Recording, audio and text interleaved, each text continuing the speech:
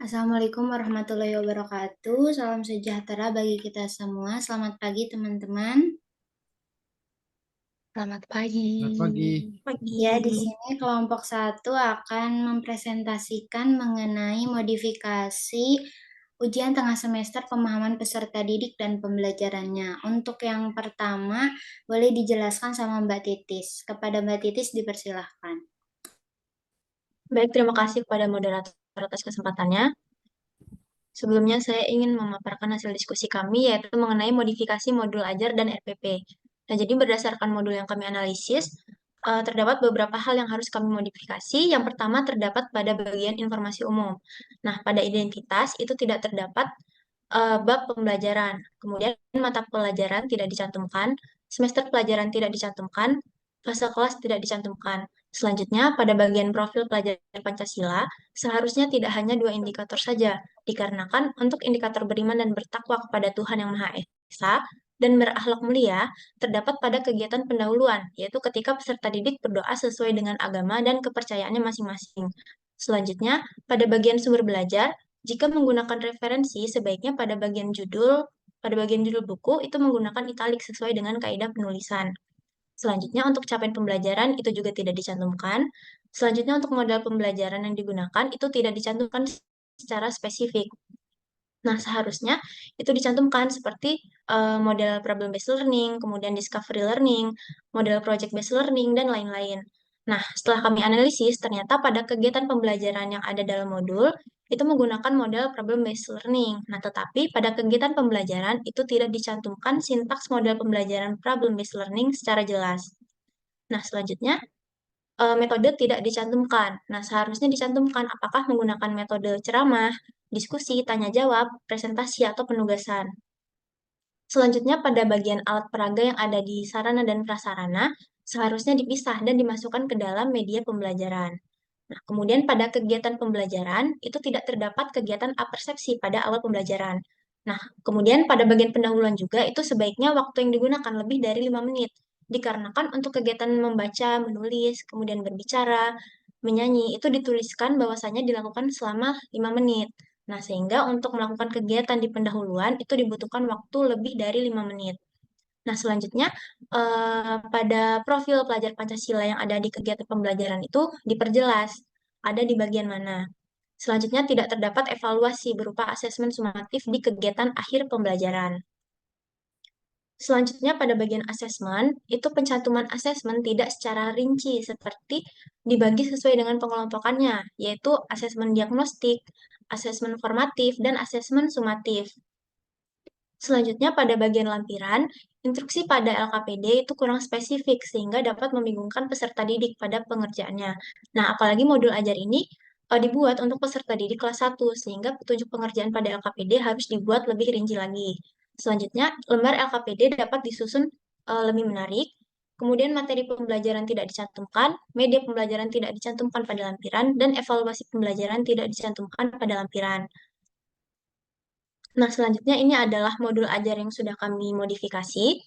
Pada informasi umum bagian identitas modul, itu ada penyusun, instansi, kemudian ada tahun penyusun, jenjang sekolah, kemudian sudah kami tambahkan kelas atau semester, kemudian ada fase juga, dan ada mata pelajaran kami tambahkan bahasa Indonesia, dan ada bab 4, aku bisa.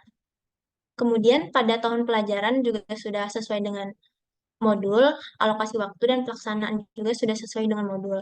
Kemudian pada kompetensi awal sudah sesuai dengan modul, yaitu sebelum memulai kegiatan pembelajaran dalam modul ini, peserta didik sudah mampu memahami simbol huruf L, A, I, U, E, O, dan A, I, U, E, O, di mana suku kata akan dipelajari.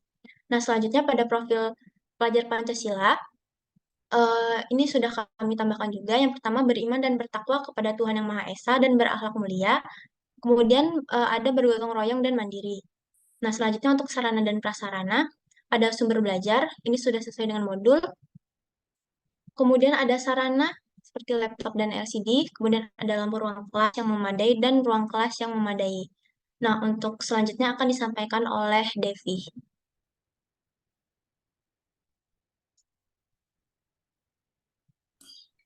Baik, terima kasih Mbak Titis. Selanjutnya, bagian E, target peserta didik. Yang pertama, peserta didik reguler atau tipikal umum tidak ada kesulitan dalam mencerna dan memahami materi ajar. Yang kedua, peserta didik dengan kesulitan belajar memiliki gangguan ucapan karena gangguan keterlambatan bicara seperti speak delay. Yang selanjutnya, kesulitan berkonsentrasi dan pemahaman materi ajar. Bagian poin F, model pembelajarannya menggunakan PBL, dan poin G, medianya menggunakan kartu huruf dan kartu suku kata. Untuk metodenya ada ceramah, tanya jawab, praktik, dan diskusi. Untuk selanjutnya kompetensi inti, capaian pembelajaran.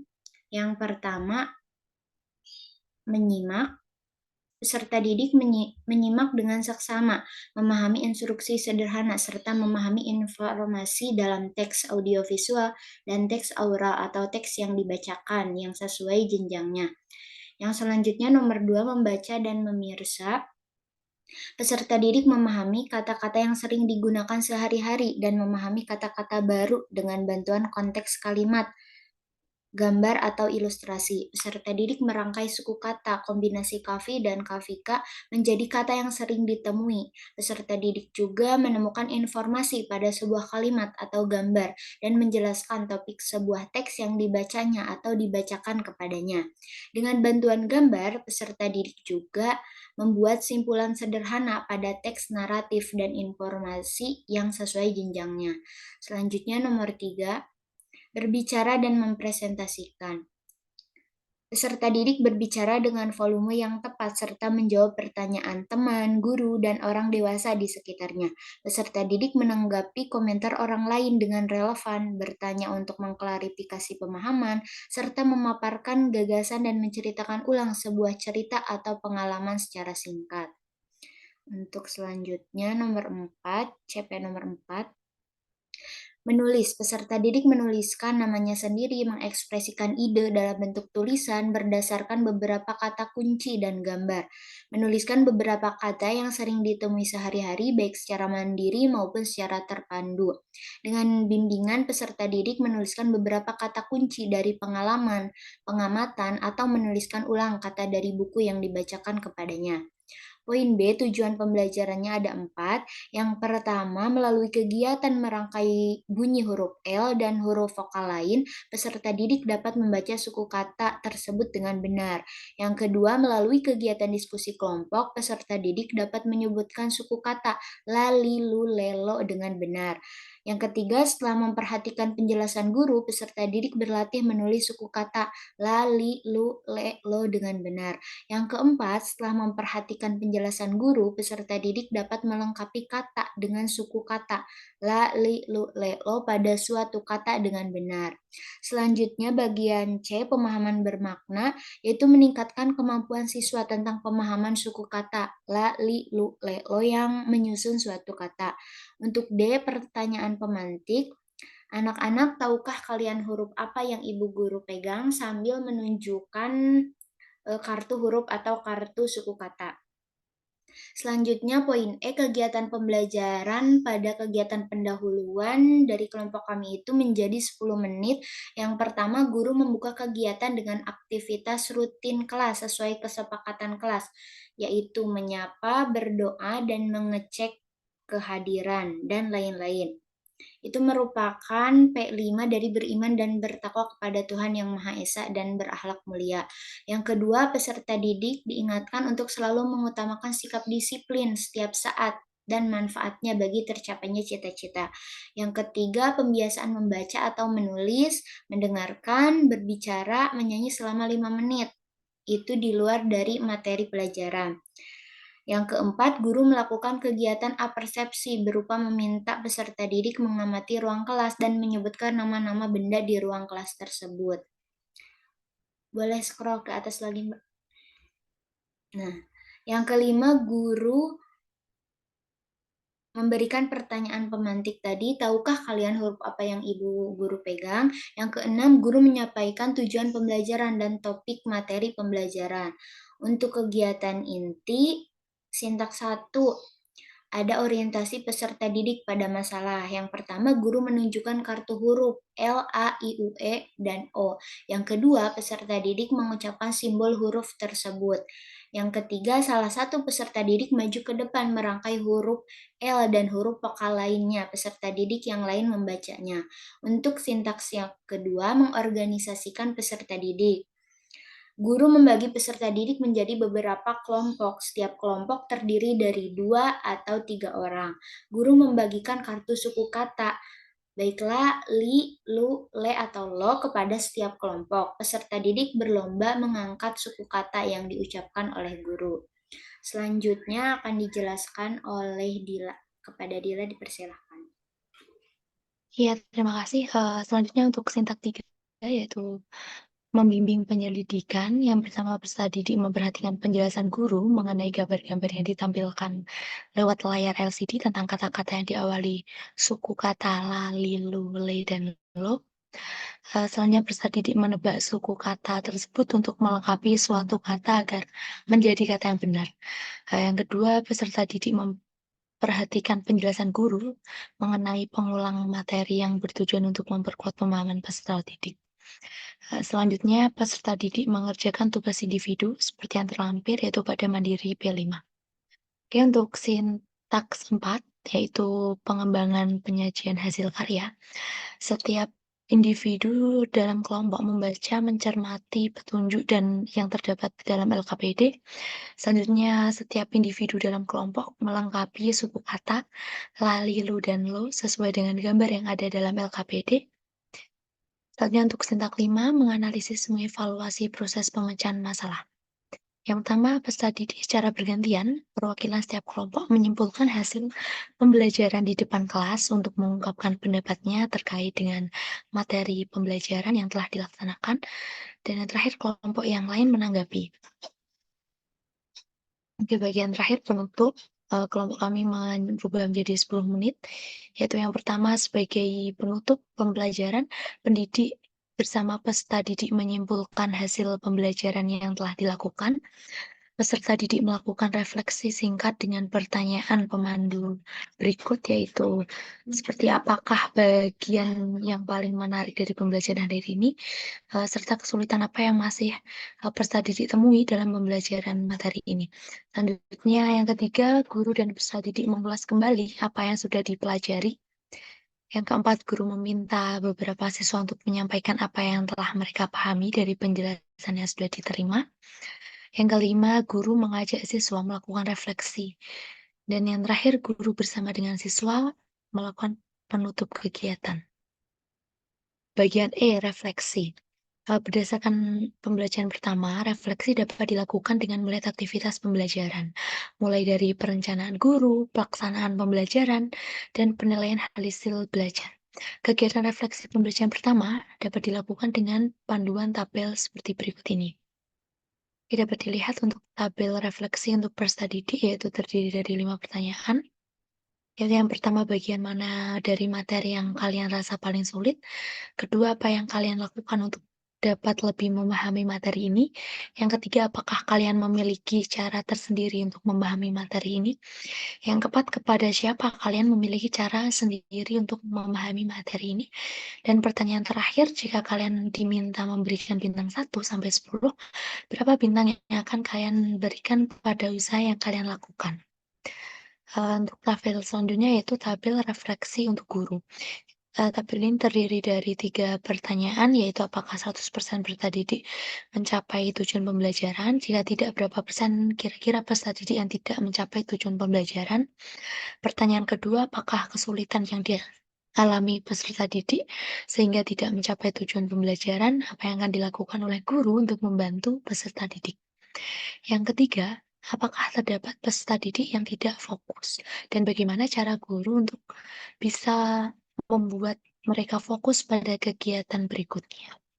Catatan hasil analisis guru dalam kegiatan refleksi akan menjadi bahan pertimbangan dalam melaksanakan aktivitas pembelajaran selanjutnya. Oleh sebab itu, guru harus mampu secara jujur mengungkapkan kendala-kendala apa saja yang dialami pada saat pembelajaran. Bagian F yaitu asesmen.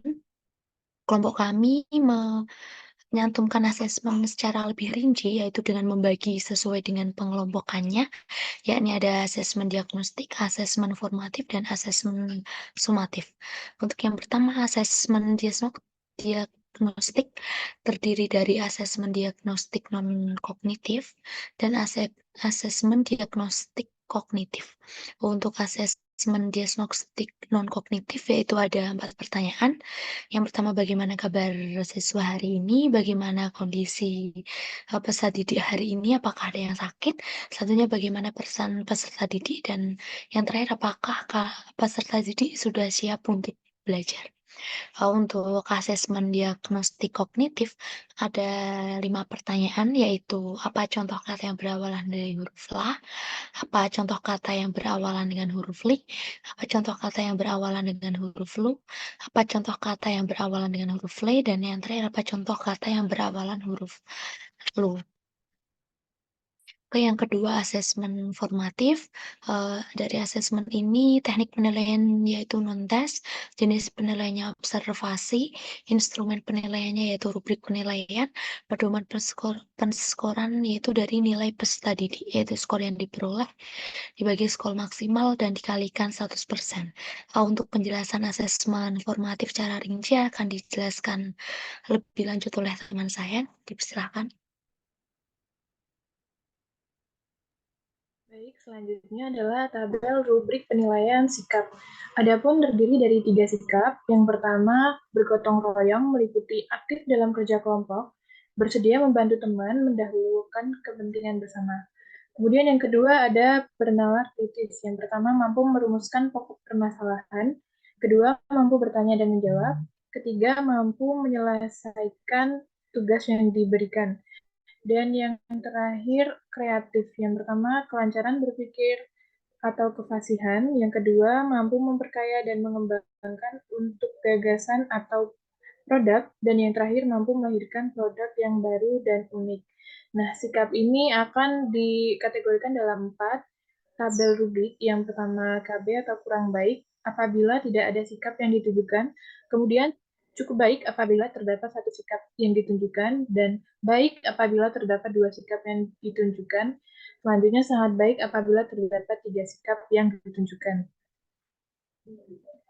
Berikut adalah tabel instrumen penilaian sikap bergotong royong, kreatif, bernalar, kritis, dan predikatnya. Keterangannya yakni CB adalah cukup baik, kemudian KB adalah kurang baik, dan B adalah baik, dan SD adalah sangat baik. Selanjutnya, instrumen penilaian psikomotorik.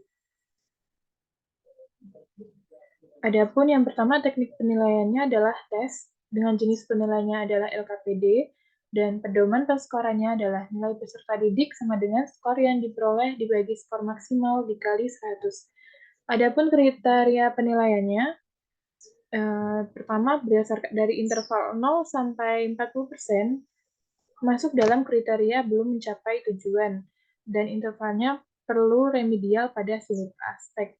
Sedangkan pada interval 41 sampai 65% belum mencapai tujuan, maka intervalnya remedial pada aspek bagian tertentu saja. Untuk interval 66 sampai 85% sudah mencapai tujuan, tidak perlu remedial.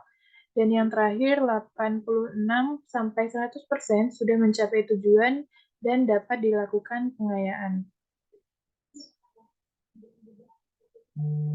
Selanjutnya, tabel rubrik penilaian psikomotorik. Adapun aspek yang dinilai adalah mempresentasikan jawaban LKPD kelompok.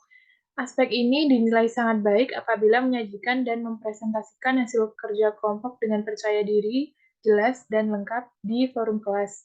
Kemudian masuk kategori baik apabila menyajikan dan mempresentasikan hasil kerja kelompok dengan percaya diri, jelas, namun belum lengkap di forum kelas. Kemudian masuk kategori cukup apabila menyajikan dan mempresentasikan hasil kerja dengan percaya diri, namun kurang jelas dan lengkap di forum kelas. Selanjutnya masuk kategori kurang apabila belum dapat menyajikan dan mempresentasikan hasil kerja kelompok dengan percaya diri, jelas, dan lengkap di forum kelas. Selanjutnya, aspek yang dinilai adalah menebak suku kata lalilu lelo untuk melengkapi suatu kata agar menjadi kata yang benar pada LKPD individu.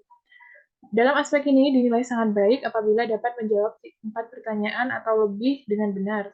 Kemudian masuk kategori baik apabila dapat menjawab 3 soal pertanyaan dengan benar, dan masuk kategori cukup apabila dapat menjawab 2 soal pertanyaan benar, sedangkan masuk kategori kurang jika tidak dapat menjawab 2 soal pertanyaan dengan benar. Berikut adalah tabel instrumen penilaian psikomotorik terdiri dari nama, LKPD kelompok, LKPD individu, nilai akhir, dan dikonversikan dalam huruf. Selanjutnya, asesmen sumatif, penilaian kognitif atau soal evaluasi. Teknik penilaiannya adalah tes, jenis penilaiannya tertulis, prosedur penilaiannya akhir penilaian, instrumen penilaiannya pilihan ganda, pedoman perskorannya nilai peserta didik sama dengan nilai skor yang diperoleh dibagi skor maksimal dikali 100. Adapun kriteria penilaiannya dalam interval 0 sampai 40%, maka belum mencapai tujuan dan perlu remedial pada seluruh aspek. Interval 41 sampai 65%, maka kriterianya belum mencapai tujuan dan remedial pada aspek tertentu saja. Sedangkan interval 66 sampai 85% artinya sudah mencapai tujuan sehingga tidak perlu remedial. Untuk interval 86 sampai 100% sudah mencapai tujuan dan dapat dilakukan pengayaan. Selanjutnya, tabel rubrik penilaian kognitif. Adapun bentuk soalnya adalah pilihan ganda dan terdiri dari 10 soal dengan metode penskorannya sama, yakni peserta didik yang menjawab soal benar akan diberi angka 10, skor 10, sedangkan peserta didik yang menjawab salah diberi skor 0, sehingga skor perolehannya pada masing-masing soal adalah 10. Selanjutnya, tabel instrumen penilaian kognitif terdapat pada tabel nomor, nama, dan jumlah jawaban benar, serta nilainya, dan dikonversikan dalam huruf. Selanjutnya akan dijelaskan oleh teman saya. Baik, terima kasih atas kesempatannya. Selanjutnya ada poin G mengenai kegiatan pengayaan dan remedial. Untuk pengayaan, peserta didik dengan nilai di atas rata-rata mengikuti pembelajaran dengan pengayaan. Sedangkan remedial, yakni peserta didik yang hasil belajarnya belum mencapai target, guru melakukan pengulangan materi dengan pendekatan individual dan memberikan tugas tambahan untuk memperbaiki hasil belajar peserta didik yang bersangkutan. Kemudian selanjutnya ada poin H mengenai bahan bacaan guru dan peserta didik bersumber dari Kementerian Pendidikan Kebudayaan, Riset, dan Teknologi, baik untuk buku panduan guru dan untuk buku siswa. Kemudian selanjutnya poin I mengenai glosarium. Untuk yang pertama, L dan A dibaca la. Suku kata yang mengandung la terdiri dari lari, lama, belalang kelapa, kepala, lalat, dan lain-lain. Untuk yang kedua, L dan I dibaca li. Suku kata yang mengandung li terdiri dari libur, lima, lidah, lirih, lipan, dan lain-lain. Untuk yang ketiga, L dan U dibaca lu. Suku kata yang mengandung lu terdiri dari lupa, lusa, dan lain-lain. Untuk yang keempat, L dan E dibaca le. Suku kata yang mengandung le terdiri dari lele, lega, lebah, lelah, dan lain-lain. Kemudian yang kelima, L dan O dibaca lo. Suku kata yang mengandung lo itu terdiri dari logo. Kemudian selanjutnya bisa di-scroll. Ya, baik. Ini ada lembar kerja peserta didik yang telah dimodifikasi, disajikan sebagai berikut, yakni lembar yang pertama ini lembar kerja peserta didik untuk kelompok. Kemudian ada disajikan identitas siswa. Kemudian selanjutnya ada petunjuk pengerjaan, yakni yang pertama sebelum mengerjakan LKPD, perhatikanlah petunjuk di bawah ini. Yang pertama, berdoalah sebelum mengerjakan. Kedua, tulis nama, kelas, dan kelompok. Ketiga, analisislah dan kelompokkan benda berdasarkan suku kata depannya. Kemudian yang keempat, untuk tugas kelompok, gunting dan tempelkan kelompok benda pada kolom yang sesuai. Sedangkan untuk tugas individu, cukup lengkapi kata-katanya saja. Selanjutnya, disajikan tugas kelompok yakni menganalisis dan mengelompokkan nama benda berikut berdasarkan suku kata depannya, la, li, lu, le, dan lo. Kemudian pada lembar selanjutnya disajikan suku kata dari benda-benda yang akan dianalisis dan dikelompokkan oleh peserta didik. Sekian penjelasan dari saya, selanjutnya akan disampaikan oleh teman saya. Ya, baik, terima kasih teman-teman semua. Jadi ini di bagian lembar kerja peserta didik individu. Tema aku bisa. Jadi materi ini untuk kelas 1 semester 1.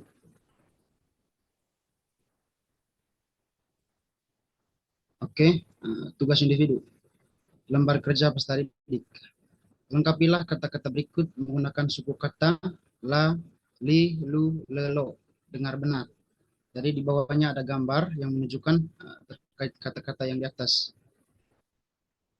Selanjutnya di bagian media pembelajaran. Jadi terdapat kartu bergambar.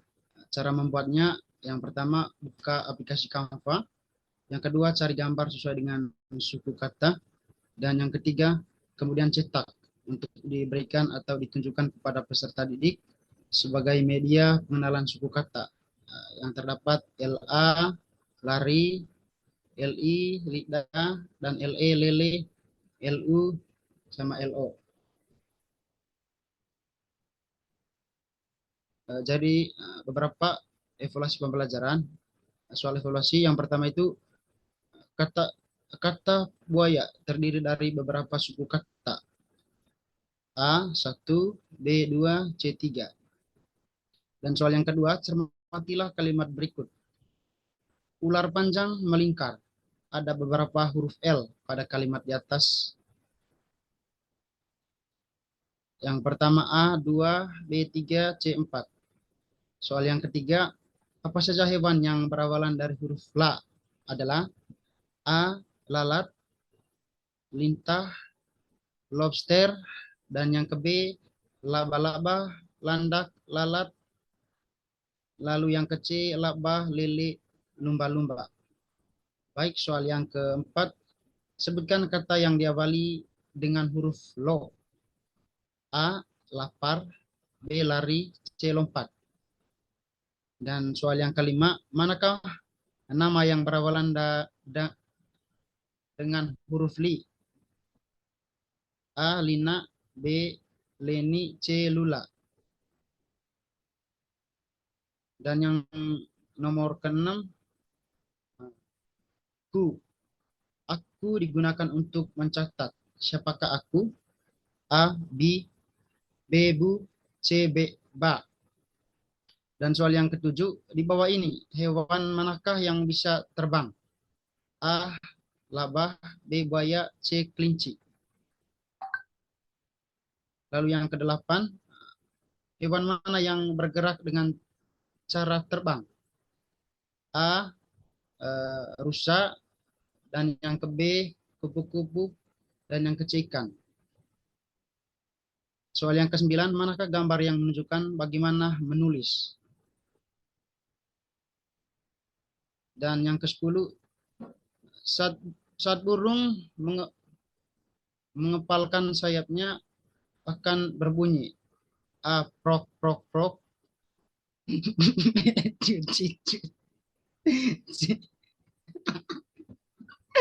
Waduh, kok soal-soal yang begini, aduh, ketawa jadi soal.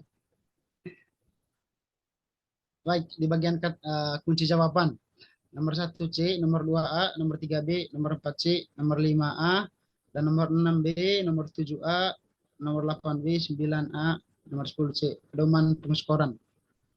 Pilihan ganda. Nomor 1 10, nomor 2 10, dan seterusnya.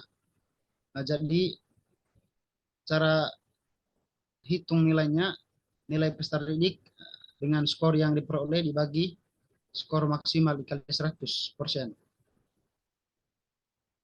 Ya baik, teman-teman, saya kembalikan ke moderator. Baik, terima kasih kepada teman-teman semuanya yang sudah mempresentasikan. Selanjutnya mungkin saya tutup. Wabillahi taufiq wal hidayah. Wassalamualaikum warahmatullahi wabarakatuh. Waalaikumsalam Ya baik. warahmatullahi wabarakatuh. Salam. Bagaimana? Ada evaluasi nggak di bagian simulasi ini?